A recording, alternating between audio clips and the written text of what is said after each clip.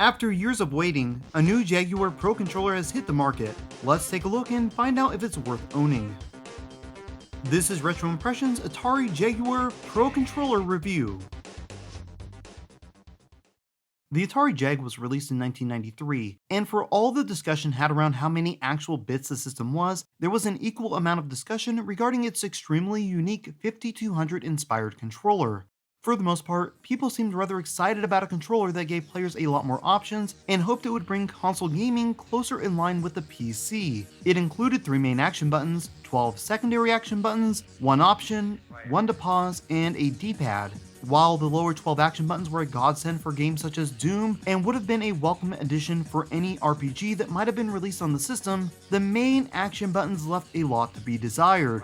The controller was a sophisticated step forward, while at the same time taking the wrong cues from outdated setups such as the Genesis 3 button, resulting in a controller that was cumbersome for the modern games it was trying hard to push. Near the end of the Jaguar's life, Atari finally addressed what I feel was one of their biggest misses when launching the system. The Pro Controller added 2 shoulder buttons referred to as shift buttons, along with 3 additional face buttons, putting its main action button setup in line with the Sega Saturn's controller, while maintaining the 12 secondary buttons that would have been useful had something like Ultima seen released on the system. The Pro Controller came out right at the end of the Jag's life, so while it supported more games than the PC Engine 6 button, there are very few that use the Pro Controller's new buttons in a unique way, with most relying on a default remapping of some secondary buttons to the new primary action buttons.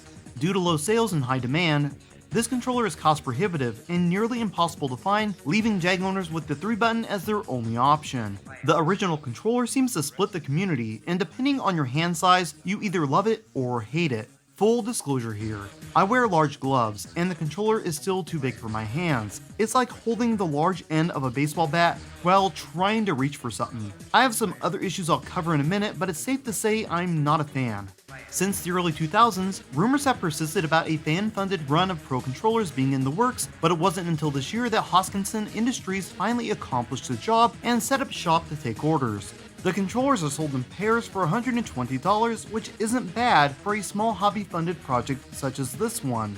I received mine on launch day, and they came well wrapped with 2 in the box. Immediately, I noticed the quality of build. Most times when messing with aftermarket and reproduction controllers, the plastic feels cheap, the buttons mushy, and the controller unresponsive. But not with this one. It's of the highest quality, feeling like the authentic item it's molded after. Another thing you'll notice immediately is the size of the grips have been reduced. It's been slimmed down just enough that it's now comfortable for me to hold for long periods of time, also resulting in the main action buttons being naturally positioned where my thumbs lay, unlike the original where I had to stretch the extra inch just to reach them.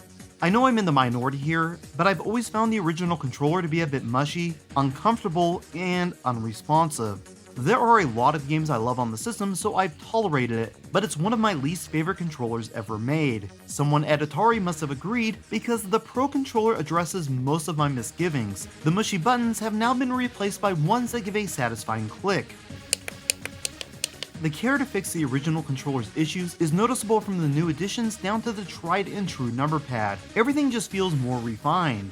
It's by far a more responsive and comfortable experience that elevates the system to a new height of enjoyment, making me want to replay past games. Even something so simple as fixing the issues with the overlay is a huge win in my book. If you're unfamiliar with the overlay issue, they're a bit hard to remove on the original controller, resulting in many becoming bent and damaged. The Pro Controller fixes this by putting a small notch at the bottom center, allowing for easy removal without forcing and potentially damaging these fragile pieces of plastic. Overall, using this controller feels like a major win, so it's a bit unfortunate that almost no games support it, meaning it offers little beyond a preference in controller size, shape, and feeling. My buddy Andrew from Mastercast TV also picked up a set of these, and has concerns about the D-pad being a bit sharp while playing action-intensive games such as Ultra Vortex. So I put it in and gave it a go, comparing the original to the Pro over 2 long play sessions. Unfortunately, he's not wrong.